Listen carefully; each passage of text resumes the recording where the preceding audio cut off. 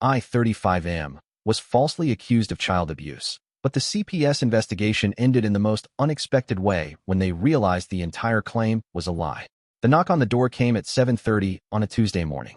I was getting my daughter ready for school, still in my pajama pants and an old t-shirt, coffee only half finished. I wasn't expecting anyone, so the official-looking woman standing on my porch with a folder tucked under her arm immediately set off alarm bells. "Good morning," she said, her voice professional but not unkind. "I'm from Child Protective Services. We've received a report concerning your daughter that we need to discuss. May I come in?" My stomach dropped to the floor. Child Protective Services? A report? About my daughter? I felt like I'd been punched in the gut, but I stepped aside to let her in, my mind racing through every possible scenario. "Honey," I called out, trying to keep my voice steady. "Can you go finish getting ready in your room? I need to talk to someone." After my daughter disappeared down the hall, the CPS worker sat at my kitchen table and explained that they'd received an anonymous report claiming I had been physically abusing my 8-year-old daughter. The allegations were specific: bruises on her arms and legs, claims that I'd been hitting her with a belt, that she was afraid to come home. I felt physically ill. "That's completely false," I said, my voice shaking. "I've never laid a hand on her. Never. You can ask her yourself." The worker nodded, her face neutral. "We'll need to speak with her privately, and we'll need to conduct a home inspection. We'll also need to speak with her teachers, her pediatrician, and any other adults who regularly interact with her." What followed was the most humiliating and terrifying 3 weeks of my life. The initial interview with my daughter was conducted at her school the next day. I wasn't allowed to be present. I spent the entire day at work unable to focus, checking my phone every few minutes, terrified they would take her away based on these outrageous lies. That evening, 2 CPS workers conducted a home inspection. They looked through our refrigerator and pantry, checked my daughter's bedroom, examined our bathroom, and even looked in my medicine cabinet. They asked to see where we kept any disciplinary items, belts, wooden spoons, anything that could be used to hit a child. I showed them my closet where my belts hung neatly, untouched except when I needed one for work. "I don't believe in physical punishment," I explained. "My parents used it on me, and I promised myself I'd never do that to my own child."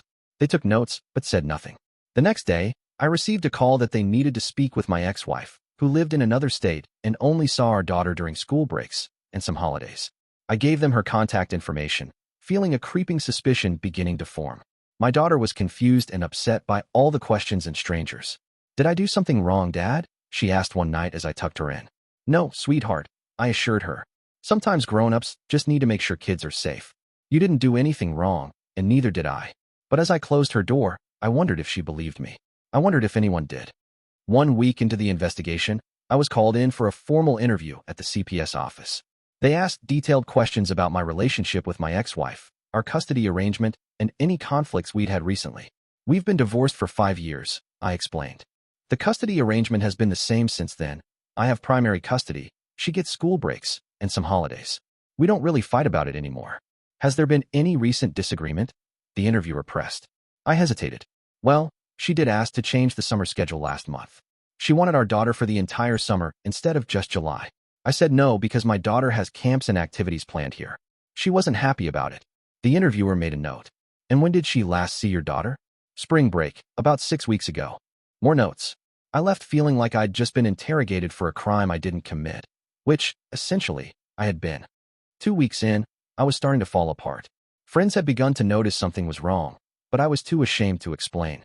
My boss had asked why I kept needing to leave for appointments. I couldn't sleep. I'd lost weight.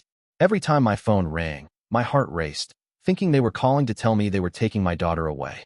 Then came the breakthrough. The CPS worker who had first come to my house called and asked if I could come to the office again.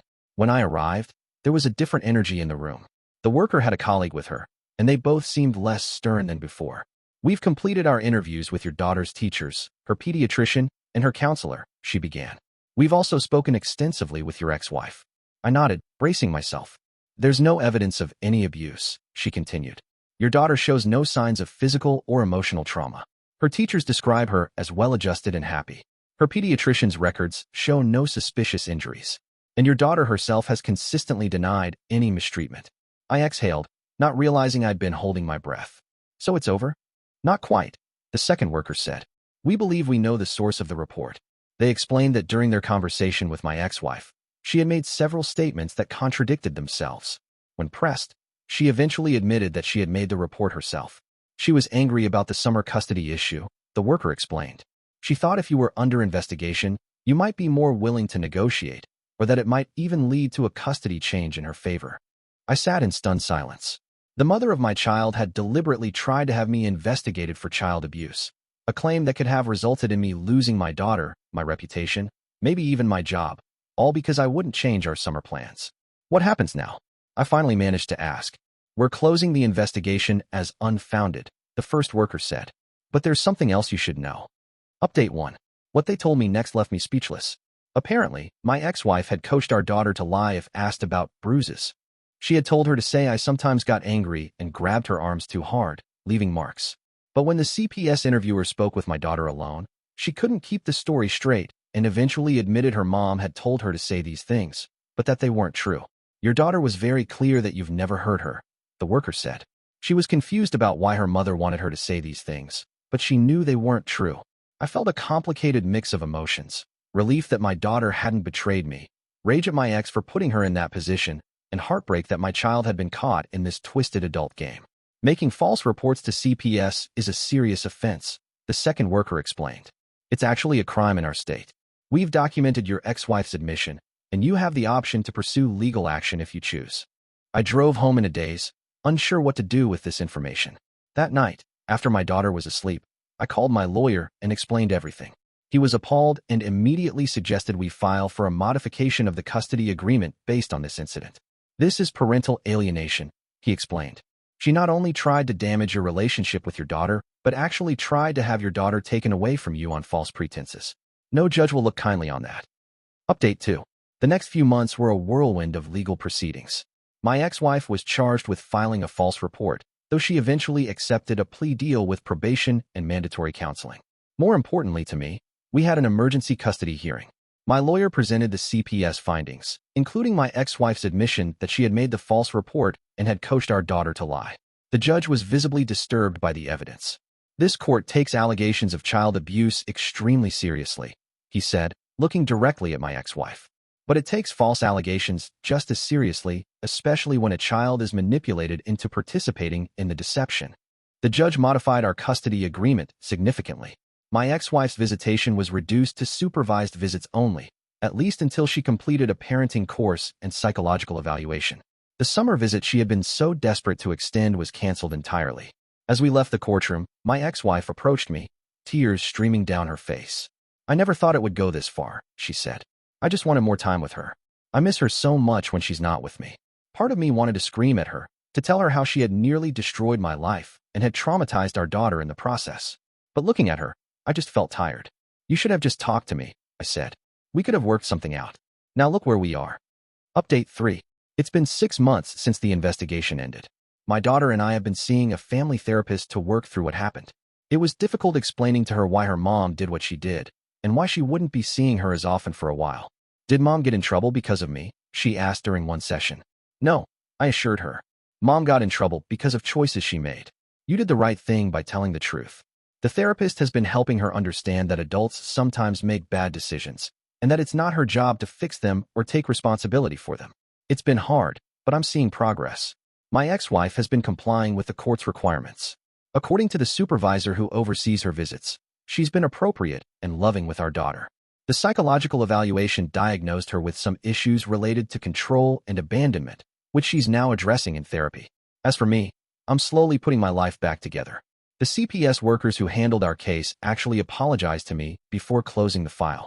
We have to investigate every report, one explained. But we know how disruptive and painful it is for innocent families. I'm sorry you had to go through this. I appreciated their words, but the experience has left its mark. I'm more cautious now, more aware of how fragile my role as a father is, how easily it could be threatened.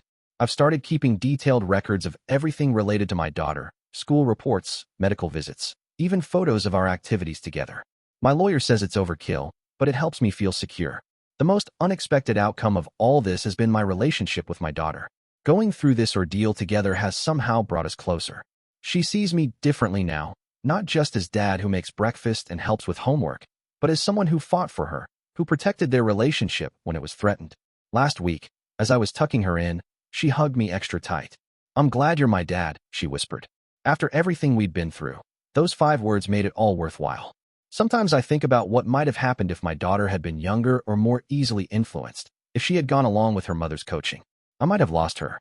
The thought still keeps me up at night sometimes. But then I remember how she stood up for the truth, even when it was hard. And I realize that maybe, despite everything, I've done something right in raising her after all.